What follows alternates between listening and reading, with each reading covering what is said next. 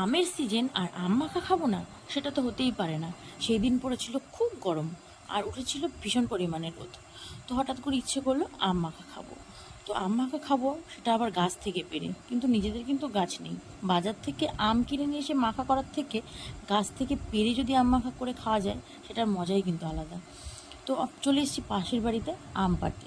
তো এসে দেখি গাছটা ভীষণ পরিমাণে বড়, অনেক উঁচুতে আম, কিছুতেই পারতে পারছি না। আমি তো চেষ্টা করে একটাও পারতে পারলাম না। তো ওই বাড়ি একটা কাকা ছিল, সে পেরে দিল।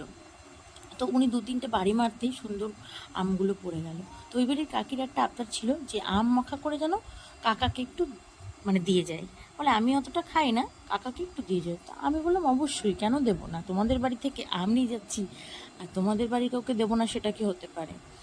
তো আম নিলাম সবাই মিলে, আর এসেছিলাম আমি, আমার মেয়ে আর আমার ননদ, তিনজনে মিলে আম পাড়তে। ভেবেছিলাম দু তিনটে আম মাখা করব, এখন দেখি অনেকগুলো আম পাড়া হয়ে গেছে। তো ভালোই হয়েছে, সব কটা একসাথে মাখা করব। আমাদের বাড়িতে অনেক লোক, সবাইকে একটু একটু করে দেওয়া যাবে। তো কিছু একটা বাড়িতে মাখা হলেই সেই মাখাটা বাড়িতে আমিই করি, কারণ যে কোনো মাখাটা আমি একটু ভালোই করতে পারি। তো সেই কারণে সবাই আমাকে দিয়েই মাখাটা করায়। তারপরে চলে আসলাম কলা পাতা নিতে। তো সেটাও নিতে এসেছি পাশের বাড়িতে।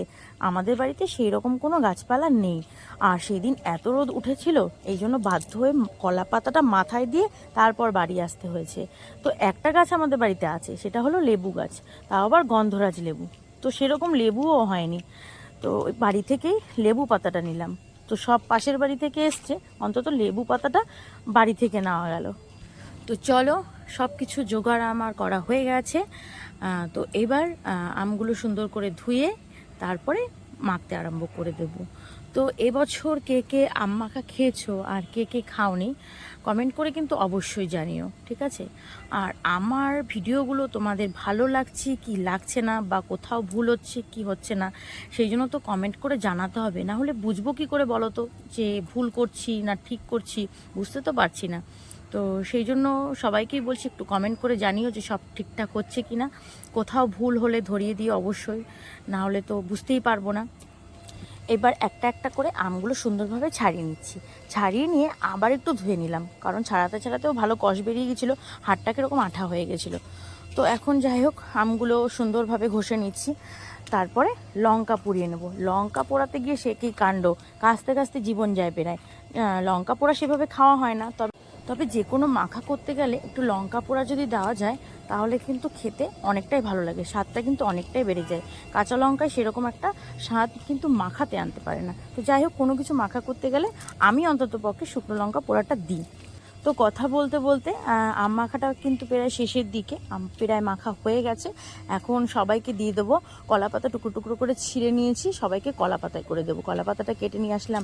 তবে আম মাখাটা সেদিন খেতে কিন্তু দুর্দান্ত হয়েছিল, দারুণ লাগছিল খেতে, একদম ফাটাফাটি। যাই হোক, ঝালটাও খুব সুন্দর হয়েছিল। আর আমার ছোটো কাকি শাশুড়ি যে, সে একটু ঝাল কম খায়, তার একটু ঝাল লাগছিল।